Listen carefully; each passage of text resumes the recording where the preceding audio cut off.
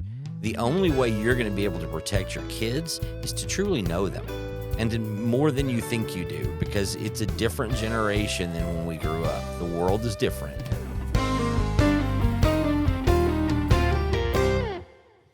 Everybody, Doc Brian here, and welcome to Doc Talks. We talk about people's troubles, trials, tribulations, and hopefully triumphs in life. Again, today we're in LifeWord Studios, broadcasting in over 150 languages to 123 countries with a potential listening audience of 2 billion people. You can find all of the content at lifeword.org. Today, again, with me, I have John Pulley. John, it's good to have you with us, and this is... We'll just call this part 2 of our last podcast. Great. There's so much information that I believe needs to be known, especially when it comes into sex trafficking. That I think, and hope I don't get in trouble for saying this, but the church sometimes just kind of pushes under the rug. Anybody who is watching local news knows that there's a very large Baptist church in Little Rock. That there was a case several years ago of sexual assault that was kind of pushed under the rug, and now it's come to light. It's caused the church to split. It's caused millions of dollars of consulting and attorney's fees. When if it would just have been made known, Right. that all of this could be avoided, and so I think that there is a stigma, I guess, when it comes in the church and with sexual assault.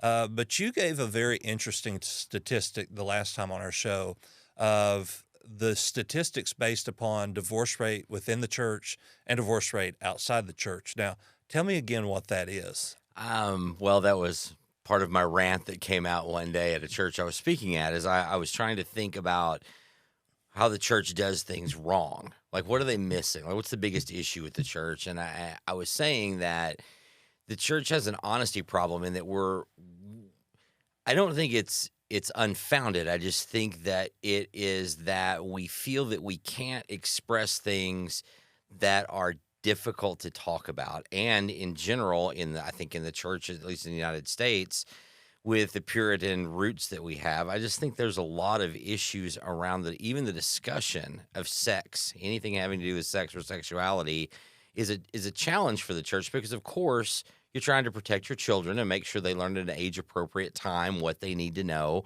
But we've also got this clash of culture right now where sexuality is taken over through pornography, through, all the stories you see about human trafficking now that are now finally starting to come to the surface. So I think that when I was saying that is I was saying, we say to the people outside the church, we want you to come be a part of us, but they look at us and go, wait a minute, isn't the divorce rate the same for you guys as it is for us out here in the world? I know a lot of people that do drugs at your church. I don't know that you've got fewer drug users at your church than I have in my workplace. And I think that that's a hard reality for people to grapple with, I think, and to come to face with. And I think when you throw in the combination of our children are now being targeted, our vulnerable adults are being targeted by traffickers who take advantage of them. Now you've got this clash of the sexuality that has been held down and put in this little box that we shove underneath the table so that no one looks at or talks about.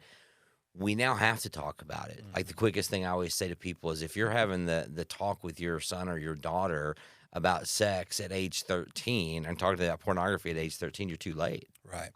Yeah.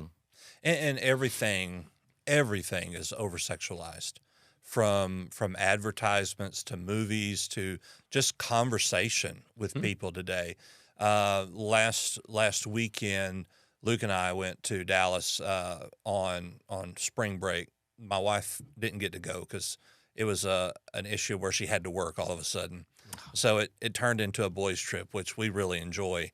And we went to a very large water park there in the Dallas area. And I will not give the name of the water park for legal reasons. Fair enough. But while we were there, this group of probably 30 men came in. And these were grown men, very large men.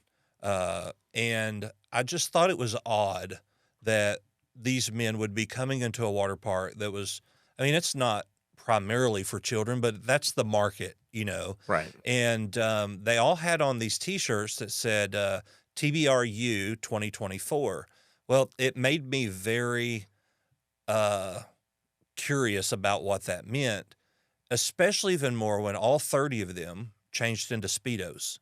And I'm talking, you couldn't tell some of these guys had anything on. Not to over, explain. So I went and grabbed my phone out of the locker, Googled TBRU, which is Texas Bear Roundup. So it is the homosexual men who are very large, or are referred to, I guess, as bears. And they came to the water park, but they dressed that way. But that's normal to them, I guess. That's within their culture. It did not take long for security to go to them and say, hey, you need to put on something a little bit more appropriate.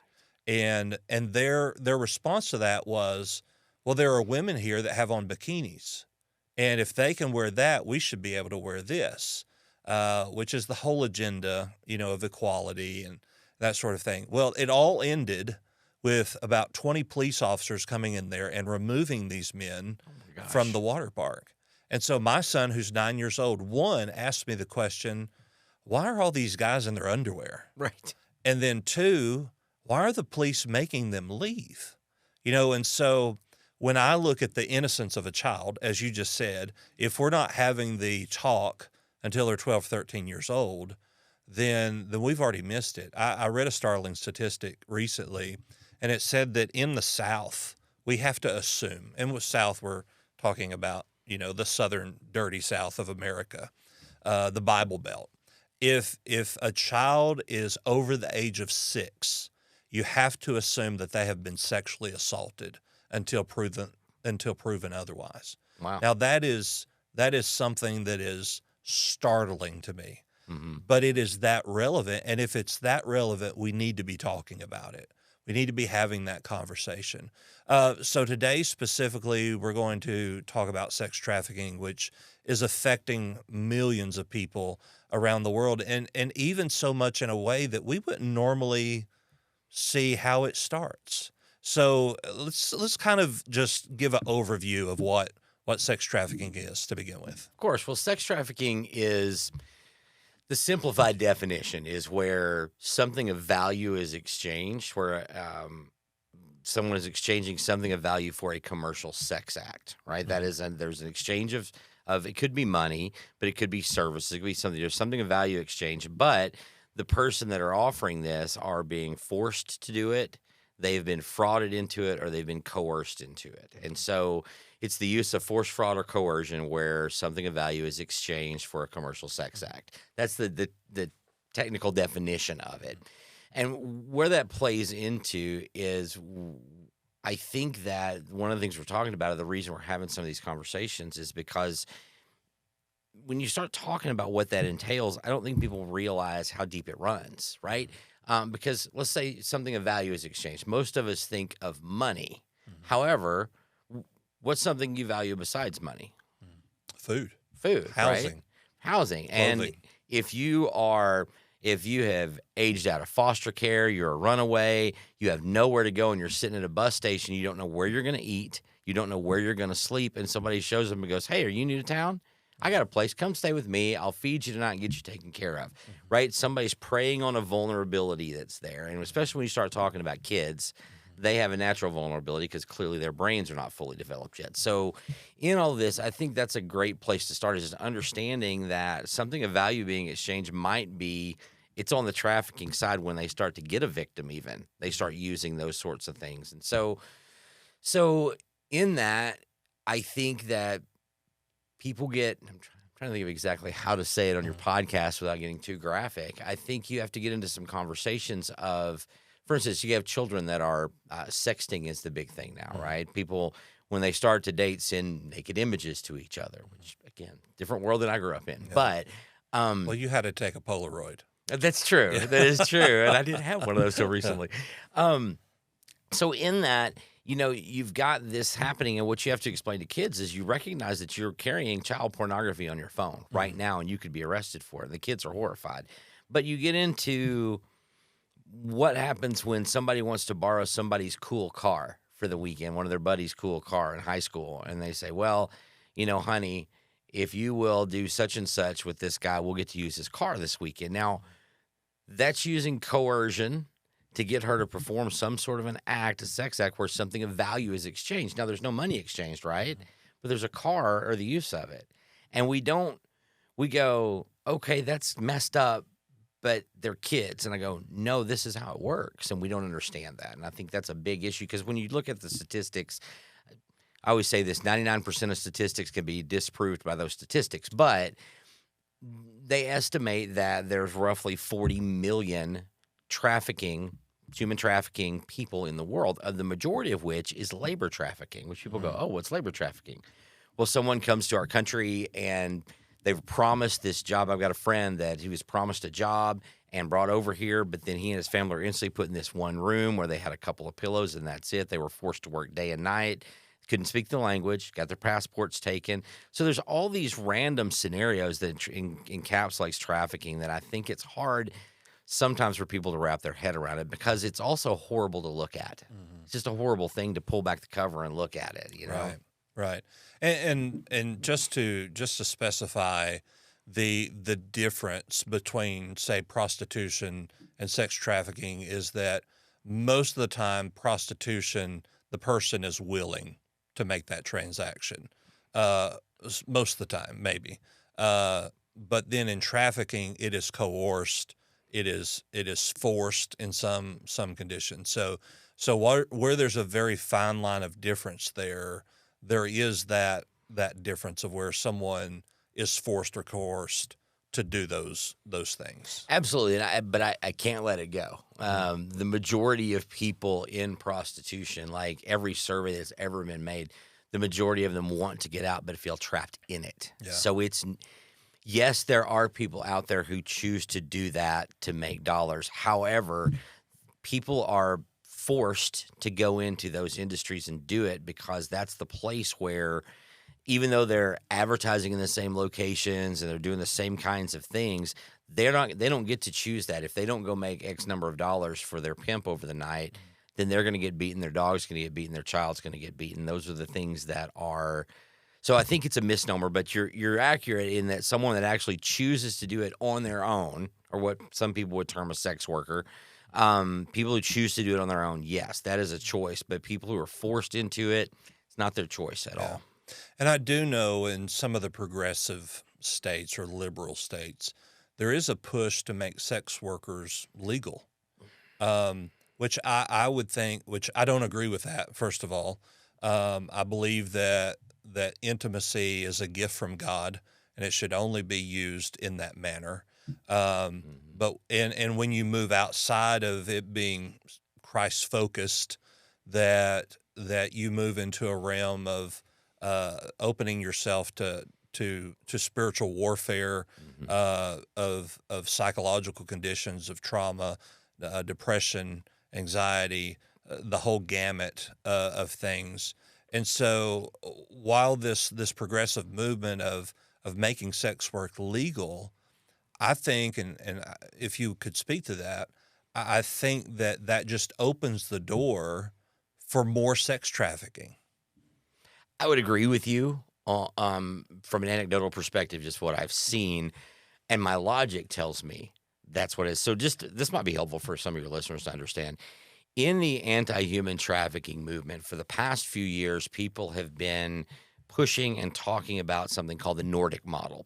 So what's always been messed up and very confusing is that we've had some level of understanding that some of these women are being forced to do it. However, the crimes, when they did police stings, most of the people being arrested were the prostitutes themselves, not the buyers. And so what happens is these women, the majority of whom, again, refuting you a bit, the majority of whom want out and don't want to be there, what you find is that they're getting arrested for the thing that they're being forced to do. They're a victim. They're not the perpetrator of a crime. So the Nordic model happened, I don't want to say Norway is where it came from, but I'm going to lie because my brain's slipping early. But there was a model where they made it illegal to solicit for sex, but not illegal to sell it. In other words, if you wanted to buy from someone, you could be arrested for asking someone, can I purchase you or can I pay for a service? However, they cannot be arrested for offering that service. It's a little oxymoronic. It is. And so, but what they're attempting to do is put the onus back on the buyers, who are the ones that are driving human trafficking. If there was no market, there would be no human trafficking. But if you put it back on them and not on the girls that are in it, then you are allegedly you're going to find that things get better. Like it's not illegal for them. The girls aren't going to jail all the time, and they have a better chance of getting out. Now with you, I agree wholeheartedly, because this is where I go. People in some of the states are wanting to legalize sex work, just period. Sex work is okay. Go do it. We're going to license it. We're going to track you. You can get health care now, all these benefits that they're trying to sell. But at the end of the day, people who are in sex work are the same people who are being pimped and trafficked every day. They just have a different thing. They just now call it sex work instead of prostitution. It's just another word for an activity that is deemed illegal in most states in the United States. And that if you do open the door to that and say sex work is okay, do you think if it's legal that every pimp trafficker in America that knows that it's now legal in this state is not going to bring his girls there because they can't get arrested now? They can't get in trouble. So I agree with you.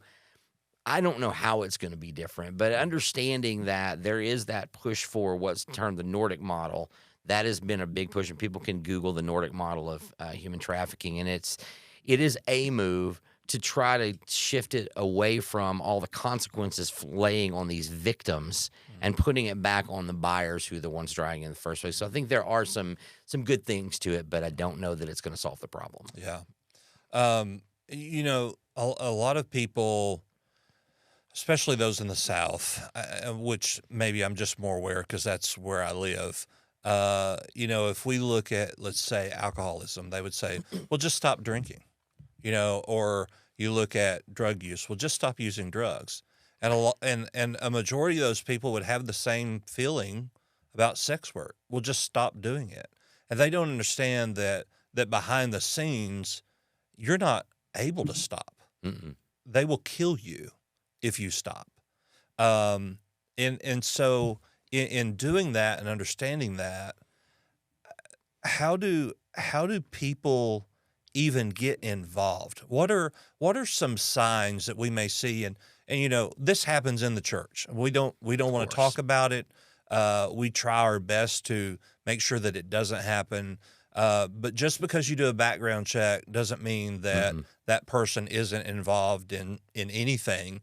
A background check's not going to show that they're addicted to child porn, right? Or a background check isn't going to show that they may have been accused of something. I was interviewing somebody the other day, and I said, hey, you've given me 3 references, but I need the names of 3 people that hate your guts. And he was like, well, I don't know. I said, there's people that hate your guts.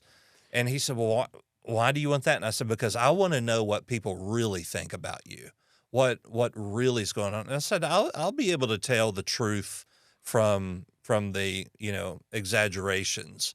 But as a police officer who did background checks, that's what we did. We wanted the name of the ex-wife. We wanted the name of the ex-girlfriend, so that we could see what's going on here. And while, again, it may be inflammatory, if there's a pattern between 3 people, that's going to give you something to explore. Mm-hmm. And so one thing that I think as a church we need to be more hypervigilant of is conducting thorough background checks. And that doesn't just mean going to the courthouse and pulling their criminal record, but that we are really searching out. But getting off that soapbox, what are some practical things that we may see in the church that could give the idea that there could be a sex trafficking issue? Now, again, even when we talk about suicide and suicide prevention, we don't always assume that somebody's suicidal because they check the box. Right. And so I want to preface this by saying just because somebody might check the box doesn't mean that something's going on there. but it is worth looking into. So, what are some of the signs that we may see when it comes to sex trafficking? That's a great question because I feel that has shifted a little bit over the last 5 to 10 years in how the anti-trafficking world is looking at it. Because it used to be, for instance, the National Human Trafficking Hotline is run by a group called the Polaris Project. And it used to be you could go on their site and they had this long list of here are the things that are potential signs. Your child is having mood swings, right? They're usually a compliant child. Now they're becoming mean. They're dressing inappropriate. They are not talking to you as a parent as much. They're being private and secretive on their phone. By the way, do any of these sound like anything other than a normal teenager? No, it doesn't. Right, right. And I think that the biggest shift that is being made now, and Polaris pulled down that big long list that they had, and now they talk about how people identify themselves, or some of the things like if you've got a kid that, or someone in the church that you look around that doesn't have much money, they don't have means, but suddenly they're carrying an expensive handbag, or suddenly they're able to have some articles of clothing that is a little bit outside of their range. I'm not asking you to judge people for not having means. I'm just saying be aware of what's going on.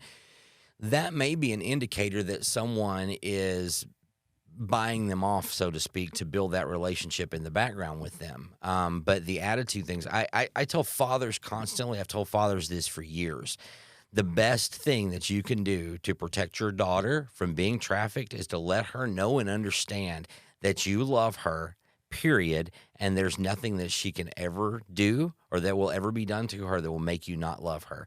Because the first thing that a trafficker wants to do with girls is he wants to start isolating them from the father, isolating them from the family, isolating them from the friends, because they're working over 6 months, a year, they're working to build this psychological wall all around them so that you depend on me. I'm the one that buys you nice things. I'm the one that takes care of you. No one understands you like I do. So in this, I think that the simple answer is get to know people. That is the simple answer, because teenagers are going to have issues. They're teenagers. Whether or not this is just normal things, if you see them suddenly have an entirely new set of friends that you don't know, there's something going on that they're shifting. They feel more comfortable with these new people. Figure out what that is. Get to know them enough. Listen to them. Don't shame them for what they've done. Yeah, be a parent.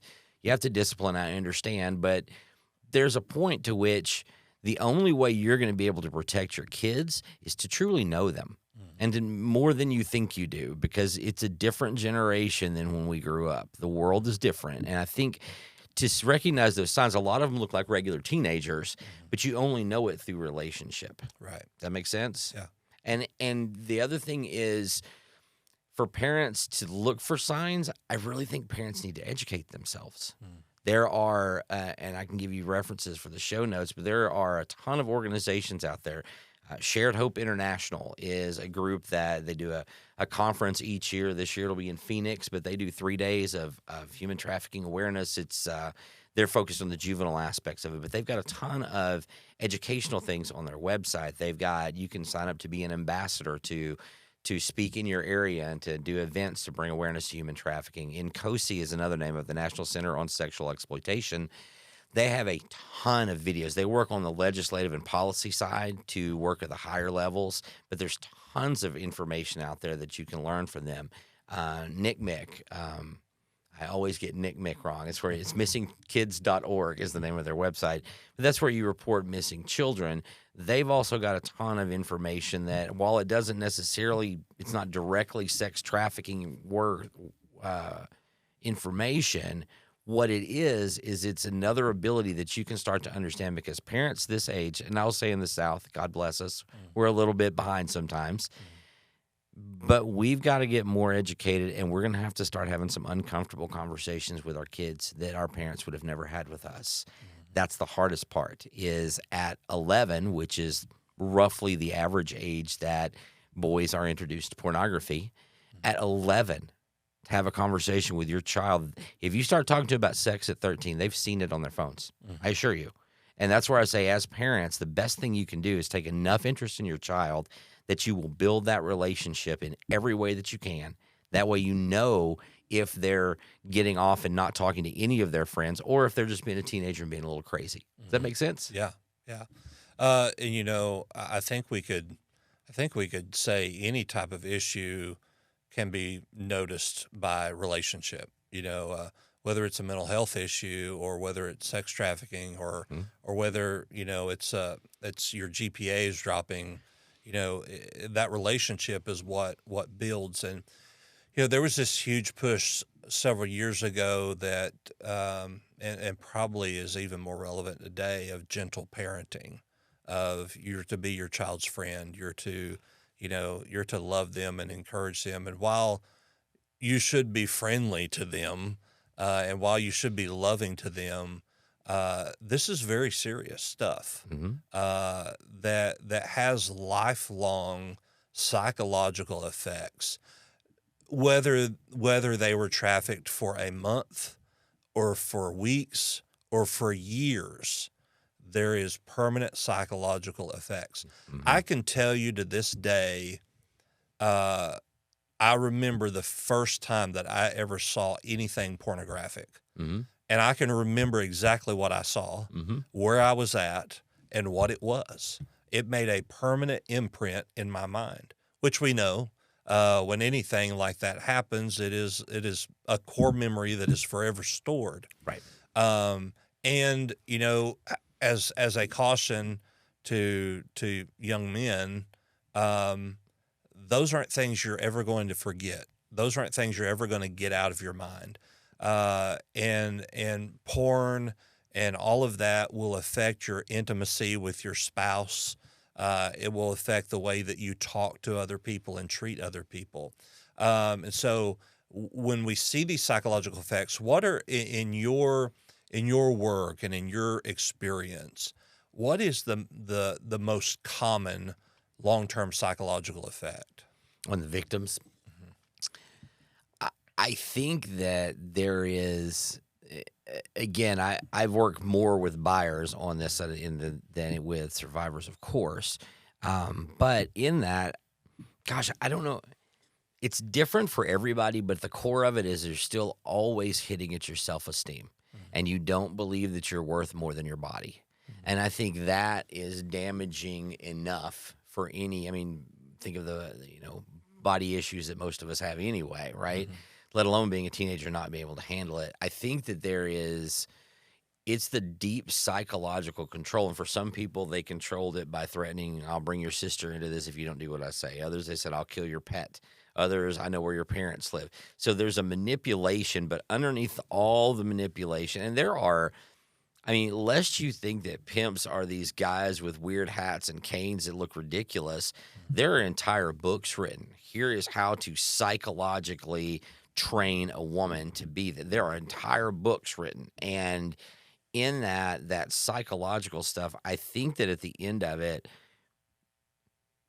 I say this all the time. There are 4 core beliefs of an addict, according to Patrick Carnes, in Out of the Shadows for sex addiction. He said, number 1, as I'm a bad, unworthy person. That's what they believe. I'm just bad. You're broken. You're not broken. You can fix things, but I'm broken completely. Number 2 is you wouldn't love me if you really knew, so I can't tell you, right? Number 3 is I'm the only one that can meet my needs because I can't tell you because you wouldn't love me anymore, so I'm the only one.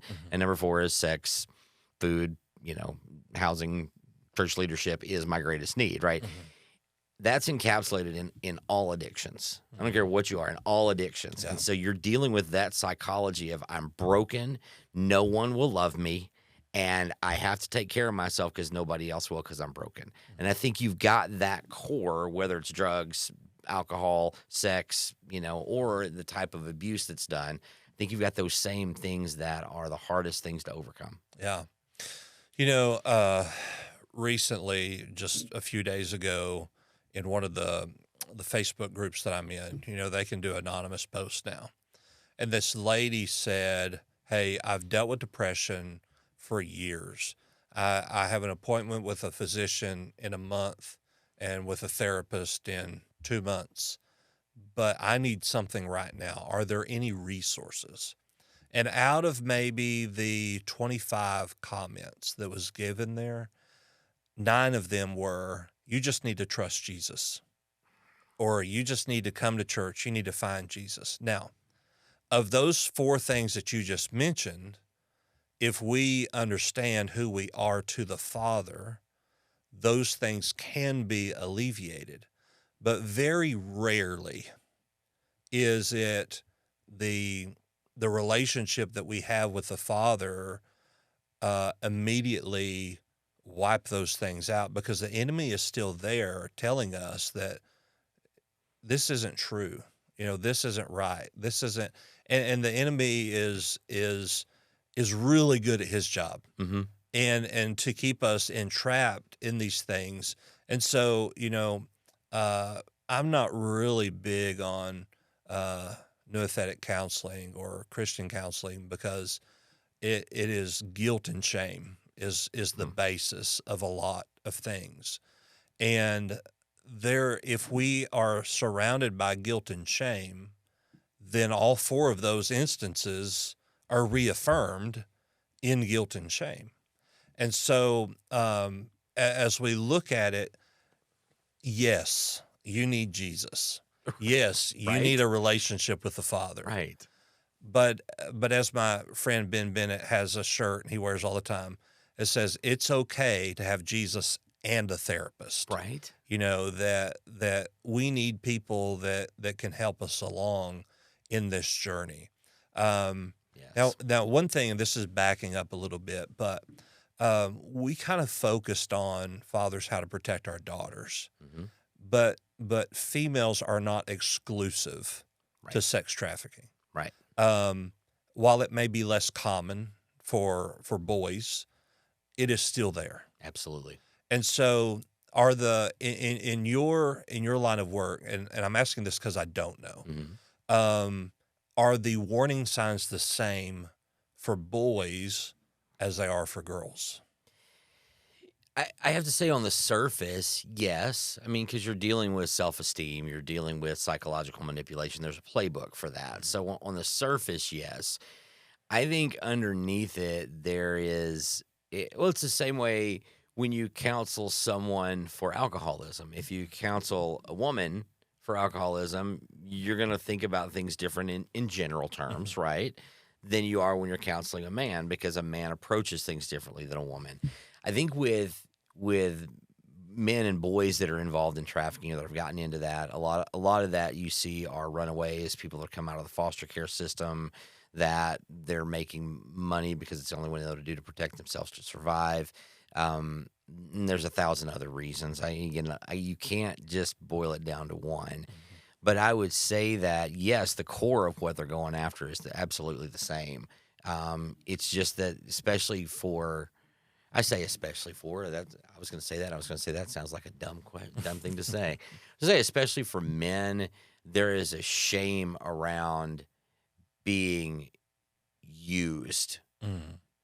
And that sounds stupid, because there's a shame around being used for women too. But I think that there's been a lot of stuff in culture that has allowed, especially recently, last 10 years, 20 years, allowed women to start to be able to say things out loud that they never could say before, that I don't know if men have found the same kind of resources or gotten recognized as much, because men and women do tend to have different standards put out by our society on how we approach sexuality and those sorts of things. So yeah, I hope that answered your question. Yeah. It's the same core Yeah. that they're going after. So what do we do? Oh, your listeners probably aren't going to like this, but I'm going to say this first and foremost to men and women listening to this podcast, which apparently has 2 billion people. Does that not make everyone nervous when you say that? Every time you I say hope it. so. Like, Yeah.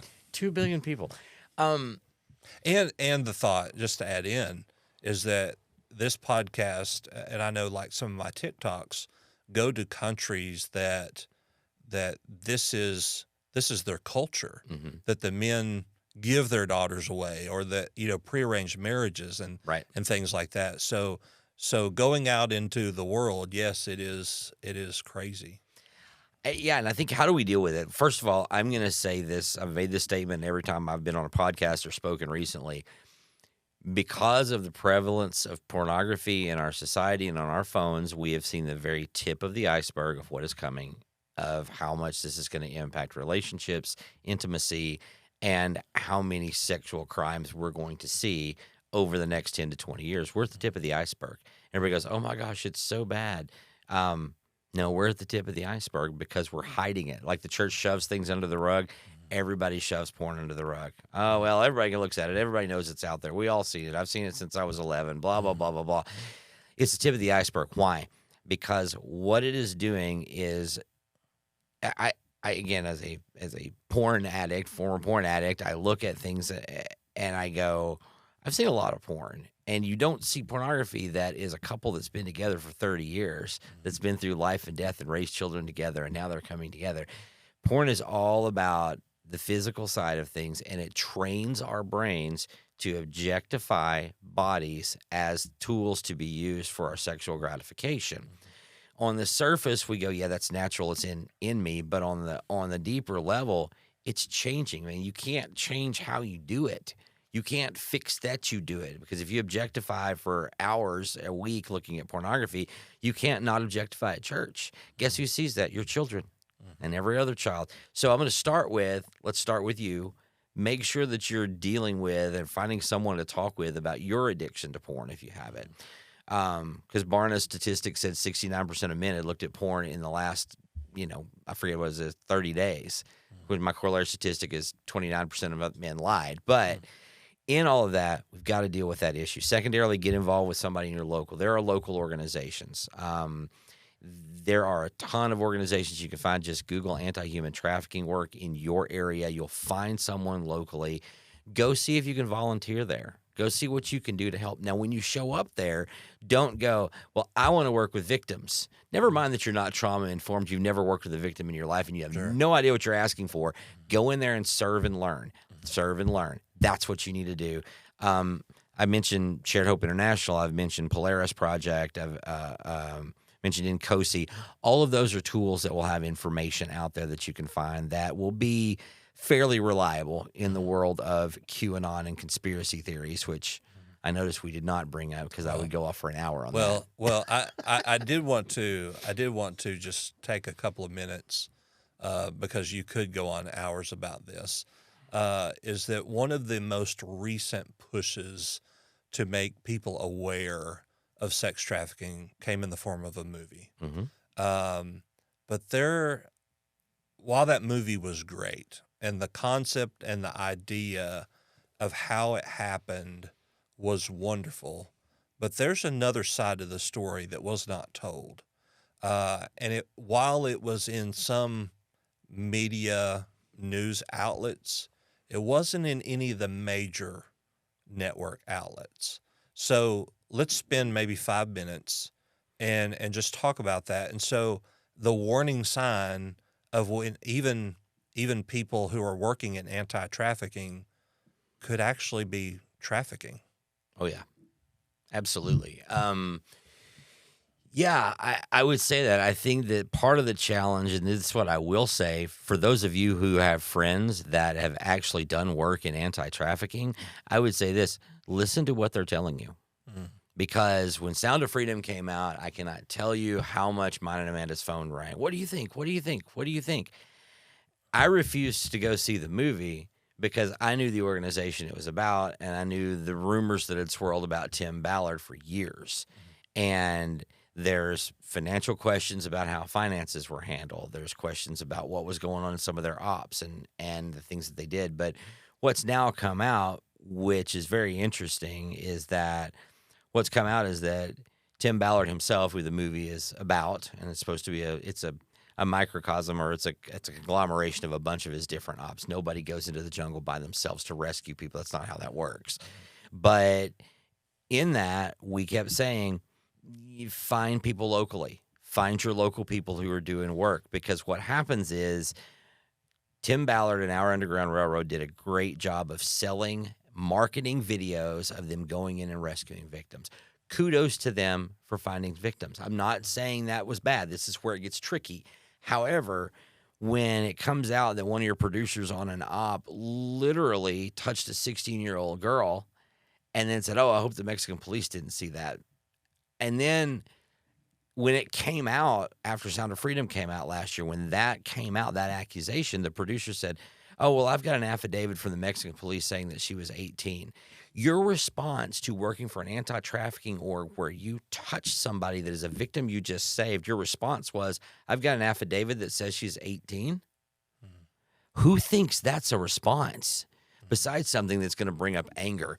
But there's big question marks around the marketing machine that it became. And now it's turned out that in some of these ops that they did where they were training to go into an area, I mean, it's come out, the accusation at least is that you were required to sleep in the same bed with Tim Ballard, take showers with Tim Ballard. I mean, you can go through the list of things that was required in their training to appear real that just pushed the envelope that the majority of people in anti-trafficking knew about, that we kept going, y'all just calm down, find people locally. And that's what I've been saying about all of that, because when you want the rescues, or when you want to be the movie Taken with Liam Neeson, every dad wants to be that guy. But these things, when we focus on those, or I go into QAnon for, a couple years back, QAnon was a big thing. It still is, I know. But, Hillary Clinton selling pizzas with John Podesta and children at the same time at a pizza parlor. I'm going, what is wrong with you people? Wayfair is selling children in cabinets. All you're doing when you give in to these conspiracy theories, which, by the way, usually only hits one side of the aisle, and this is not a political issue, it's a human rights issue, make no bones about it ever. But in that, you've got a whole slew of things that we've got to meander through to get to, that the more energy and effort that you put into focusing on Wayfair and whether or not Tom Hanks has some house with special paint on it that avoids the laser beams of the government. But when you focus on that stuff, you know what you're not focusing on? The local truck stop where somebody's working in the parking lot who might be forced, fraud, and coerced into it. You're not paying attention to what's going on with your own children. You're getting all riled up about some political action that you think is going to stand against the evil, instead of looking locally and going, how can I protect my schools? How can I protect my families in my church? And I think that's where the danger of sensationalizing human trafficking gets, is that, yes, in Hollywood, there are probably people tied up behind bars and chained. In the majority of America, that is not how it looks. It looks very different. Kids are going to school, and you had no idea they're being trafficked. I think those are the pieces of when you get into the sensational as opposed to bringing awareness, you get your focus off, and all you're doing is helping traffickers if you go down that road. Get involved with people locally. Find organizations locally and help. Yeah. Well, I grew up in the little town of Magazine, Arkansas. There were 799. At least that's what the population was when I lived there. I think it's over 1,000 now. But statistically, there is somebody in that community being trafficked. Mm-hmm. And as a small community, that is such a stigma that, hey, we don't want to bring that up. And statistically in Conway here, there are people being trafficked that look like normal, everyday people, but they're stuck. They're afraid, and they may still be living at home with their parents. There are children being groomed right now, not just by some guy off the street, but by school teachers or people in the ministry, or somebody in jiu-jitsu, or somebody wherever. On their video game. Yeah. I've had to be very careful with Luke. He loves to play Roblox, and, there's live chat. I saw this the other day. I don't remember where. It was some anti-trafficking thing somewhere, and this guy said, I want to show you how fast it takes. And so he logs into just a general chat room, and he says, 14-year-old female in whatever state he was in. And within seconds, somebody text back or message back and said, so you're 14 years old? I'm 50 years old. Do you have a problem with an older man? Now, if we are teaching our children right, we'd say, no, I'm not talking to you. Right. But there is this idea that we should be open to talk to anybody about anything. But that's how quick it happens just on the onset. So hopefully this episode today, while it could be it could be explained much more graphically. I don't want this episode for our listeners to seem like, yeah, there's sex trafficking, but it's not really that bad. We didn't even scratch the surface of how bad it actually is. But I would encourage our listeners to get with organizations, to learn to educate yourself, to see the warning signs in your children, but to develop a relationship, not just with your children, but your children's friends. Yes. And the youth in your church.